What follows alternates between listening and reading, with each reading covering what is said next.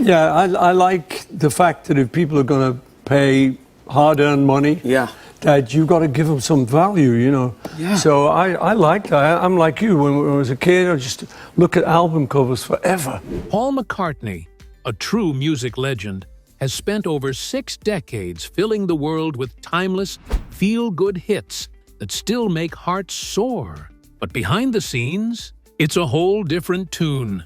If you dare to bring him a leather boot or serve his crew a steak, you might find yourself in serious trouble. In today's video, we're diving deep into Paul McCartney's surprising rules for his staff. And trust me, some of them will leave you wondering, are they practical or just plain bizarre? McCartney's rules. Working for a legend like Paul McCartney might seem like a dream come true, but behind the scenes, there are some rather peculiar rules that his staff must abide by. And while most people are quick to sing his praises, it's clear that McCartney has a few quirks when it comes to managing his team. According to band bassist Brian Ray, who has been in McCartney's inner circle for years, the former Beatle is a great leader and boss. But what exactly does that mean? Well, it turns out that McCartney expects nothing but the best from his employees.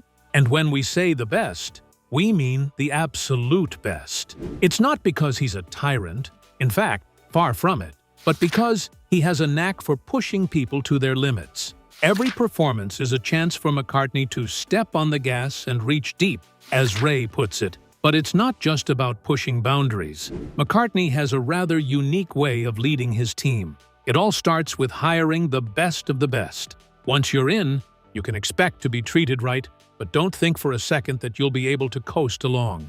McCartney expects nothing less than excellence, and he's not afraid to make that known. One makeup artist who worked with the Beatles back in their early days can attest to McCartney's attention to detail. When she reintroduced herself to him years later, he not only remembered her but also recalled the reassurances she had given him before a big show. So, what exactly are these rules? And do he manage to bring out the best in his team? Let's find out. Rule number 1. No leather. Have you ever wondered what goes on behind the scenes at a Paul McCartney concert?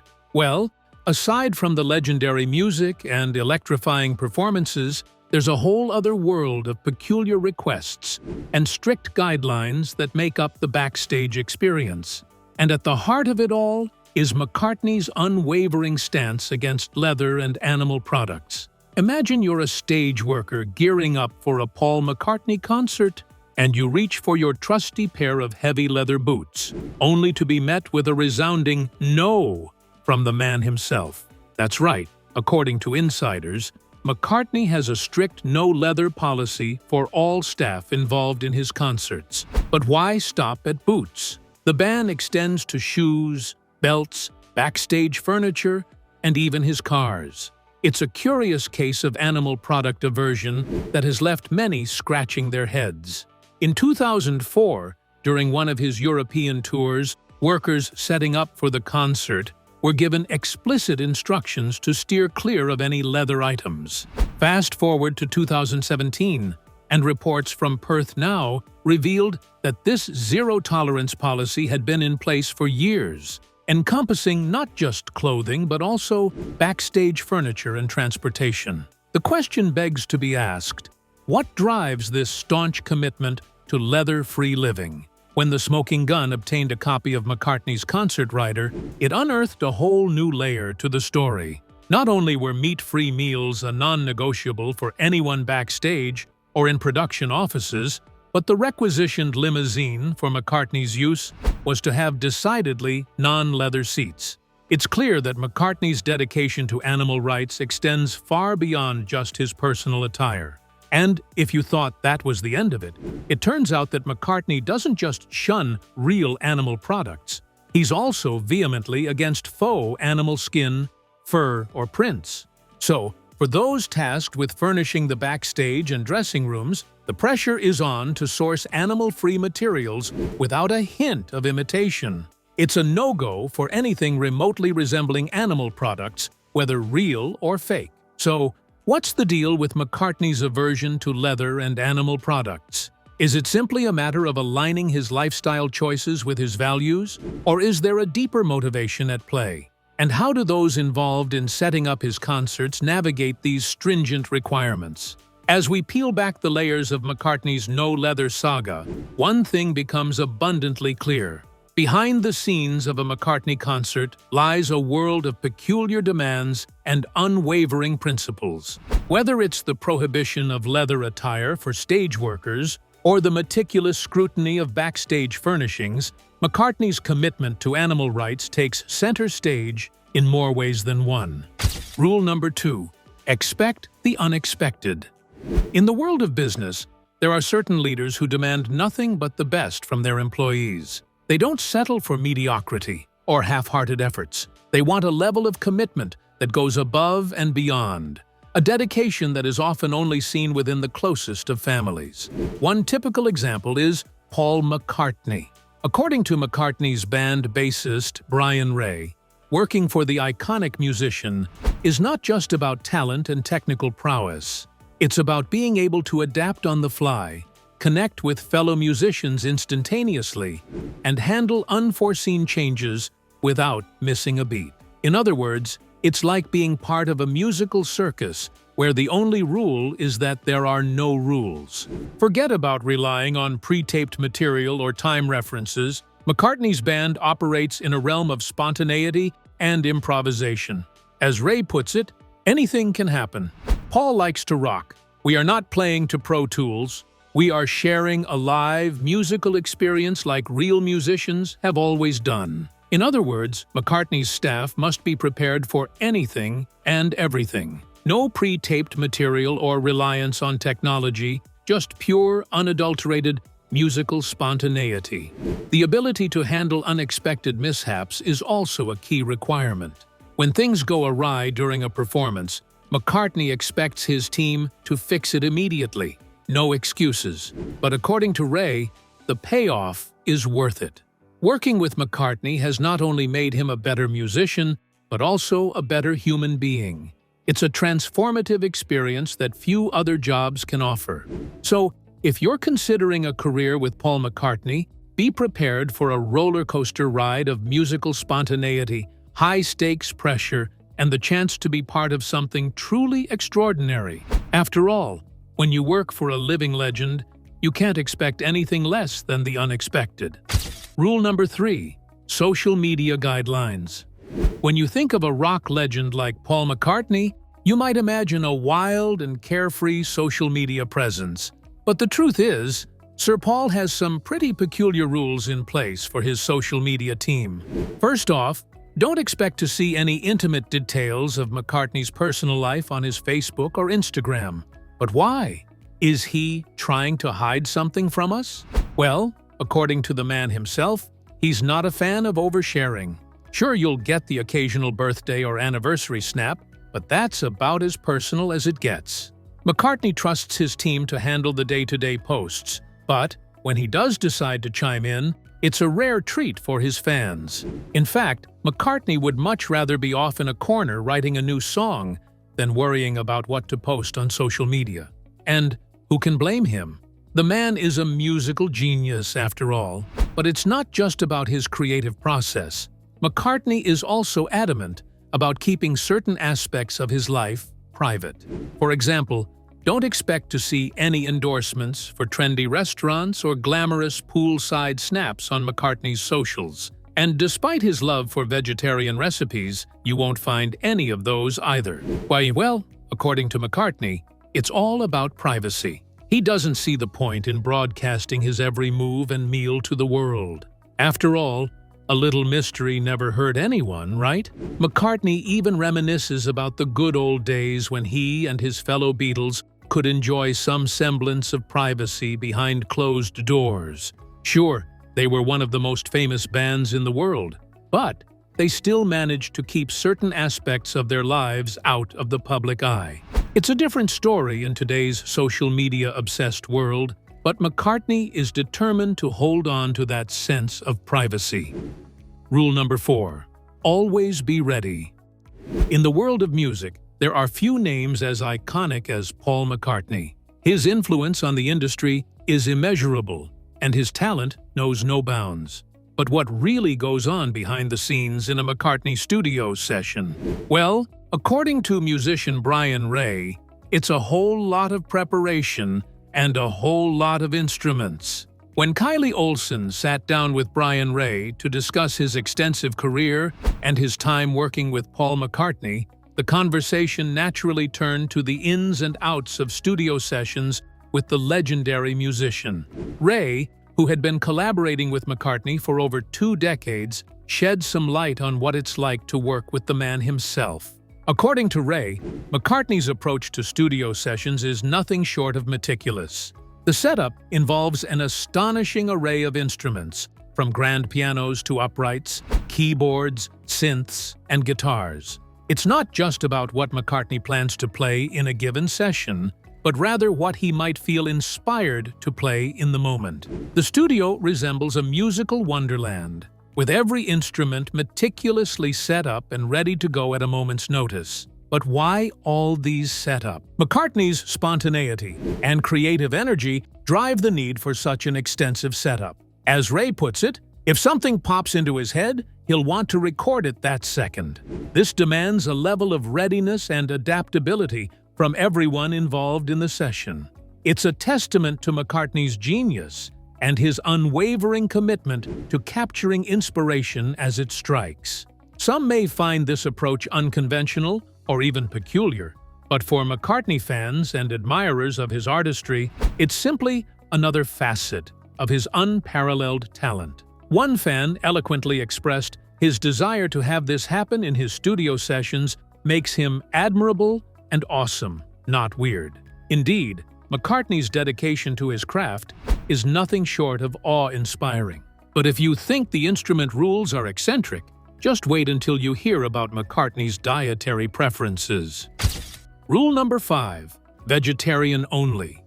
When it comes to catering for the crew working on setting up his shows, Paul McCartney has some rather unusual rules in place. You see, the legendary musician is not just famous for his music, but also for his staunch vegetarianism. And he takes this dietary preference very seriously, especially when it comes to feeding the hardworking individuals who make his concerts possible.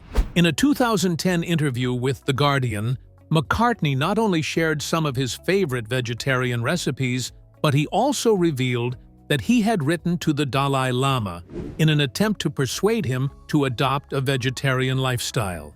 So, it's hardly surprising that one of the non-negotiable rules on McCartney's tour is that all meals served to the crew must be meat-free. During his up-and-coming tour in 2010, McCartney made it abundantly clear that anyone working on the tour was expected to embrace a meatless diet. And when he performed at Regina's Mosaic Stadium in Canada, he insisted that a vegetarian menu be a condition of the show.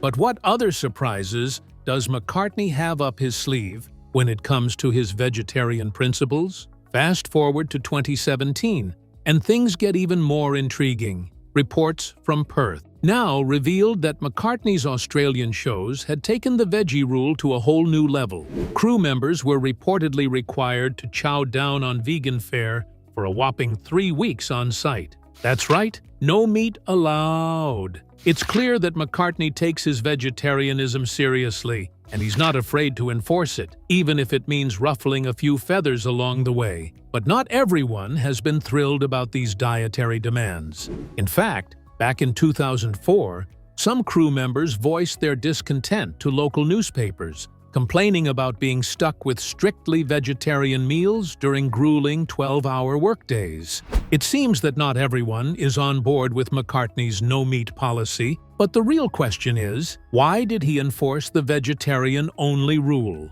One argument in favor of McCartney's strict dietary requirements is the claim that the vegan menu for his team was incredibly diverse and could have satisfied even the most die-hard meat lovers. Could this be true? Is it possible that a meat-free menu could be so tantalizing that it leaves no room for complaint? What do you think? And would you be willing to embrace a vegetarian or vegan diet for 3 weeks straight in order to work on Paul McCartney's team? Let us know in the comments section. Rule number 6. McCartney's bizarre wardrobe demands. Paul McCartney, the legendary musician, has some rather peculiar rules for his wardrobe staff. Gina Vincenza Van Epps, an Emmy-winning seamstress, had the unique experience of working with McCartney in 2013, and what she discovered about his wardrobe requirements is nothing short of bizarre. According to Van Epps, McCartney's wardrobe department operates with an almost obsessive level of precision. Not only are garments meticulously checked for any signs of wear and tear, but they are also required to be impeccably labeled with details of where and when they were worn, as well as the coordinating shirts and accessories. Hang tags document every performance, from the White House to Saturday Night Live, charity events, and concert dates. But why such meticulous record-keeping? Well, it turns out that McCartney's clothes have the potential to be donated to museums or auctioned off, and institutions demand a thorough provenance to go along with them. After all, in 2004, a suit worn by McCartney in 1964 sold for a staggering $53,775 at Christie's, 6 times its estimated value. It seems that McCartney's wardrobe is not just a collection of clothes, but a potential gold mine for lucky collectors. Rule number 7. Perfection even behind the scenes. When it comes to working for a music legend like Paul McCartney, you might expect some level of perfectionism, but the extent of McCartney's demands for immaculate surroundings might just surprise you. Gina Vincenza Van Epps, also known as the Psycho Seamstress, shared her experiences working behind the scenes of McCartney's Orlando, Florida concert. And let's just say, it's not your average gig. First off, let's talk about the level of meticulousness required. If you thought setting up dressing rooms and backstage offices was just a matter of throwing some things together and calling it a day, think again. McCartney's standards are not for the faint of heart. We're talking about a level of cleanliness that would make even the most dedicated neat freak raise an eyebrow. One of Van Epps's tasks was to ensure that McCartney's personal items were set up just so, and that the spaces he would be using were beyond spotless. We're not just talking about a quick wipe down here. For example, imagine meticulously laying down his personal bathroom mats, making sure there wasn't a single fingerprint or footprint on any surface, and ensuring that not a speck of garbage was left behind anywhere. And just when you thought that was enough, the to-do list only got longer as the days went on. But McCartney's expectations don't stop at cleanliness. There's a whole other level of detail involved. We're talking about regularly replacing flowers, re-cleaning everything to remove any trace of fingerprints or footprints, and maintaining a level of security that would make even the most paranoid person nod in approval. Van Epps even had the task of escorting the cleaning staff to ensure that everything was up to McCartney's standards and to prevent any unauthorized photos or disturbances in the private rooms. It's like a top-secret mission just to keep everything in order. So working behind the scenes for Paul McCartney is not your average 9 to 5. It's a world of immaculacy where every detail is scrutinized, every surface is gleaming, and every fold is perfectly straightened. Rule number 8. No room for old ideas. Despite being hailed as one of the greatest musicians of all time, McCartney refuses to rest on his laurels. Instead, he expects his team to keep up with his insatiable thirst for excitement and innovation. It all started with the formation of his own company, MPL, following the breakup of the Beatles. Since then, McCartney has credited his employees for his continued success, but not without holding them to one seemingly simple yet incredibly complex rule. I've got a great team, and my main thing is, let's try and keep it exciting, McCartney nonchalantly states. Seems easy enough, right? Well, not quite.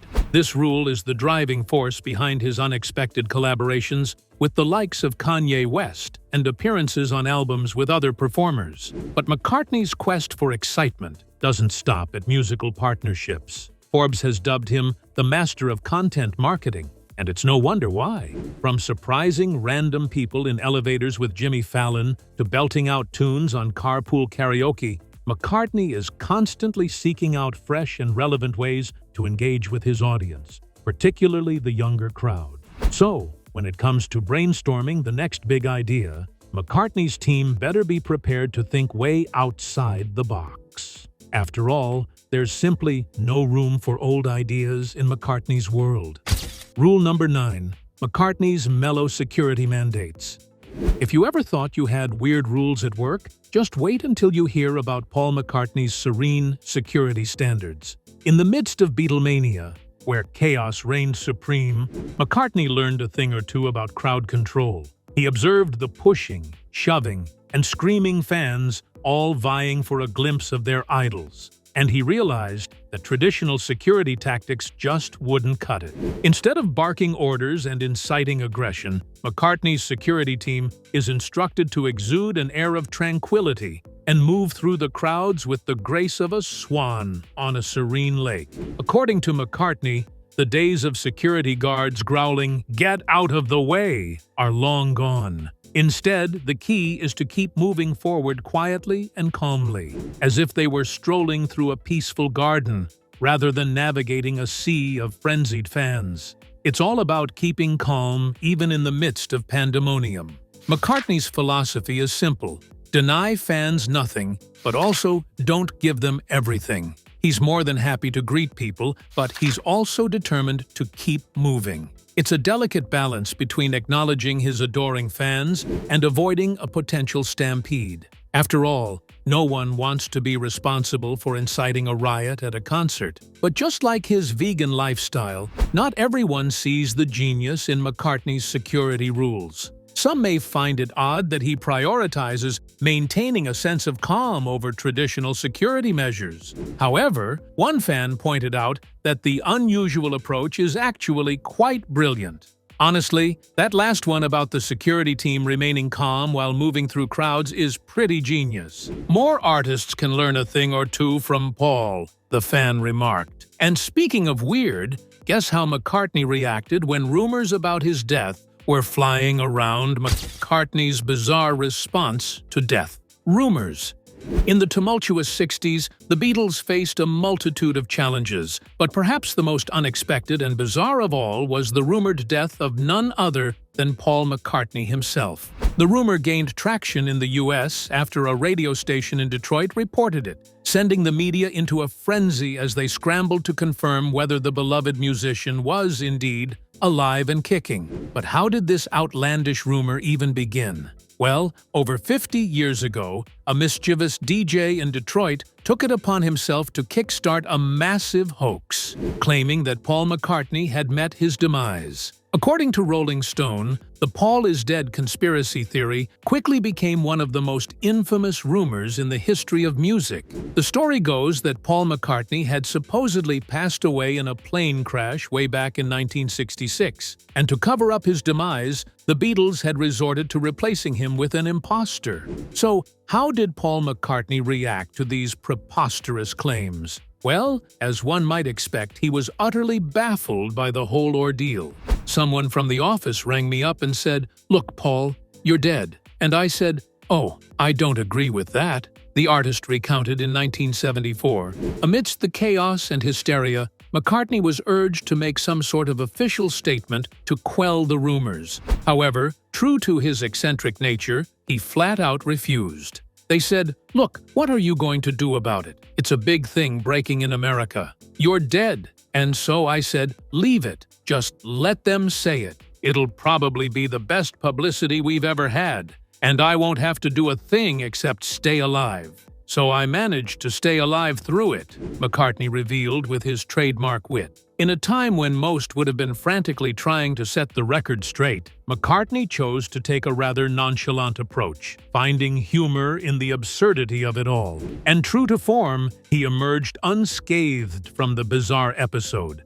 proving once again that he was not just another ordinary rock star. As if that wasn't enough, Life magazine decided to pay a visit to McCartney's farm. How did he respond? By throwing water at the media members. McCartney took matters into his own hands, quite literally, and gave the intruders a wet surprise. But even after this waterlogged encounter, the speculation continued to swirl. Eventually, McCartney caved and agreed to an interview and photo shoot just to put an end to the madness. Rolling Stone even reported that the hysteria was so intense that fans were completely oblivious to the Beatles' supposed ending. The Beatles thing is over. McCartney dropped this bombshell, but it seemed like nobody even noticed. The frenzy had reached such absurd levels that people were too preoccupied with scrutinizing his chin and jaw for signs of a fake story. McCartney himself admitted that the only consequence of the rumor was fans staring at him more closely. "I think the worst thing that happened was that I could see people sort of looking at me more closely." Were his ears always like that? He lamented. While McCartney managed to keep his cool and even find some amusement in the chaos, not everyone in the Beatles was as laid back. The late John Lennon, in particular, was not pleased. He angrily called out the Detroit radio station for fabricating the rumor. But as much as McCartney was cherished by fans, some people couldn't just stand him. Challenging personality. Paul McCartney, the rock and roll legend who has been making music magic since the 1960s, is not just known for his incredible talent, but also for his reputation of being a tad bit difficult. From his days with the Beatles to his solo career, McCartney has left a trail of controversies and clashes that have earned him the title of being a challenging personality to work with. The former Beatles bassist has had quite the roller coaster ride in the spotlight, with his fair share of legal battles, run-ins with the law, and creative differences. Despite all this, McCartney, now 81 years old, shows no signs of slowing down and continues to be a force to be reckoned with in the music industry. While fans may argue that McCartney is a nice and chill guy, it seems that not everyone shares the sentiment. In fact, there are some who have openly expressed their dislike for the legendary musician. One such individual revealed that they hate McCartney because of their unpleasant first encounter with the rock star. It seems like McCartney's charm may not have worked its magic on everyone he met. One of the most prominent aspects of McCartney's difficult reputation is his tendency to be a control freak when it comes to creative endeavors. His former bandmate, George Harrison, famously admitted that he despised working with McCartney due to the musician's need to micromanage every aspect of their work, leaving little room for artistic freedom and experimentation. It seems that McCartney's perfectionism may have rubbed some people the wrong way. Even outside of his Beatles days, McCartney's reputation for being a tough nut to crack has persisted. Director Sam Taylor Johnson, known for her work on 50 Shades of Grey, had her own share of creative clashes with McCartney. When seeking advice from the rock star for her John Lennon biopic Nowhere Boy, McCartney didn't hold back in expressing his dissatisfaction with certain aspects of the project. From requesting script changes to expressing his displeasure at the actor portraying him being shorter than Lennon, McCartney made it clear that he wasn't one to shy away from voicing his opinions. In fact, McCartney's refusal to attend the premiere of Nowhere Boy due to his concerns about the portrayal of his character and the actor's height speaks volumes about his uncompromising nature. It seems that when it comes to McCartney, even the smallest details can become major points of contention. It's evident that McCartney's reputation for being difficult precedes him, and it's not just limited to his professional life. The way he conducts himself upon meeting new people has also caused friction with others. Phil Collins.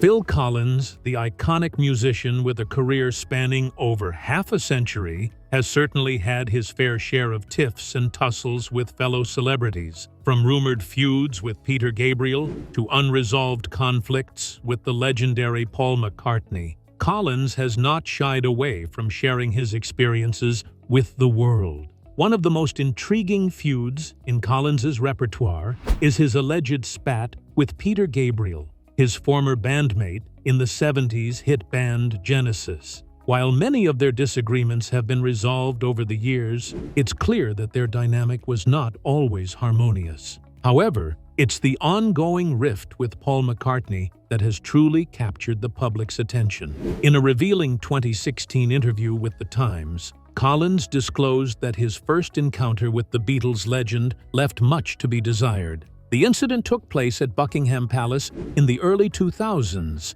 where Collins approached McCartney and his then-wife, Heather Mills, with a request to sign a first edition of the Beatles by Hunter Davies. To Collins's dismay, McCartney's response was less than cordial.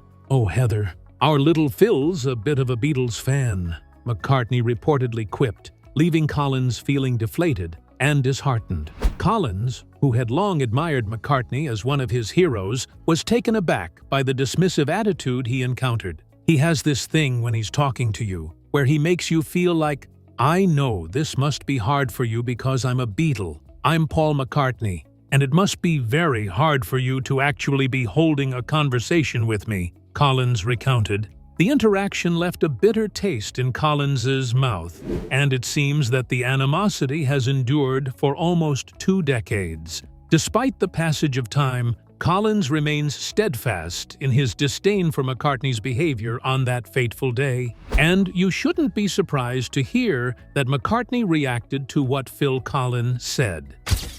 Paul McCartney's puzzling response. According to Collins, McCartney reached out to him after the interview, expressing his dismay over the not-so-flattering portrayal.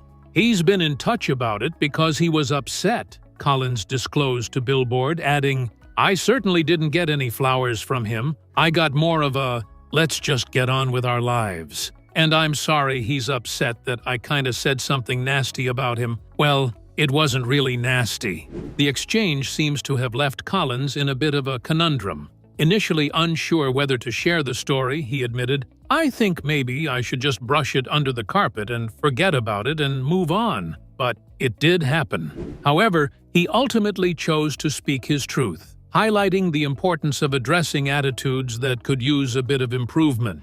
But was this all just a case of misunderstanding? Could it be that the encounter was blown out of proportion? Let's know what you think in the comments section. Thanks for watching. For a more thrilling story, click now on the next video that pops up on your screen.